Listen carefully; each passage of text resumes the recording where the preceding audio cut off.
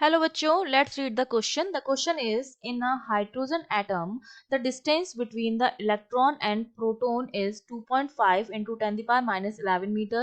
The electrical force of attraction between them will be. तो उनके बीच लगने वाला attractive electric force कितना होगा ये हमें बताना है. तो देखिए इस क्वेश्चन को सॉल्व करने के लिए हमारा जो की कॉन्सेप्ट रहेगा वो हमारा क्या रहेगा. हम जानते हैं कि जो इलेक्ट्रोस्टैटिक फोर्स है वो हम देते हैं कूलाम्ब लॉ से. ठीक है.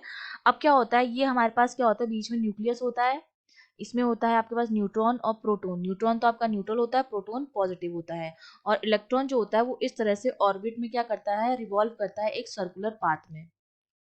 ठीक है.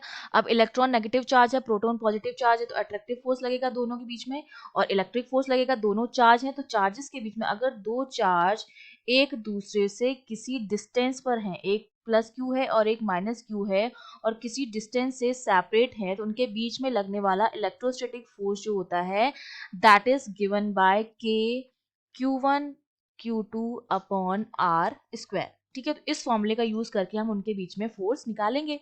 तो हमारे पास देखो के की वैल्यू हमें पता है, इलेक्ट्रॉन का जो चार्ज होता है that is -1.6 into 10 the power -19 coulomb, और प्रोटॉन का सेम चार्ज होता है प्लस साइन के साथ 1.6 इंटू 10 द पावर -19 कूलम. तो दोनों का चार्ज हमें पता है, दोनों के बीच की डिस्टेंस हमको गिवन है, तो मैं वैल्यू निकाल सकती हूँ फोर्स की. एफ ई इक्वल्स टू के की वैल्यू होती है 9 इंटू 10 द पावर 9, जो कि एक कांस्टेंट है जिसकी वैल्यू 1/4 पाई एप्सिलॉन नॉट होती है, इनटू एक चार्ज है 1.6 इंटू 10 द पावर -19, दूसरा चार्ज है माइनस का. ठीक है. तो ये हो जाएगा 1.6, और ये माइनस का जो साइन है वो केवल ये बताएगा कि लगने वाला जो फोर्स है, अगर नेगेटिव साइन है तो इसका मतलब लगने वाला फोर्स अट्रैक्टिव है. Minus into 10 the power -19 upon R का स्क्वायर, डिस्टेंस कितनी दे रखी है 2.5 इंटू 10 द पावर -11 का square.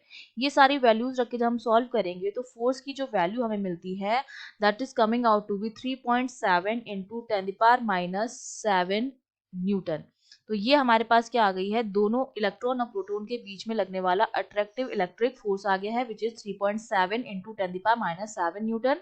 That means B option is correct. I hope you understood well. All the best.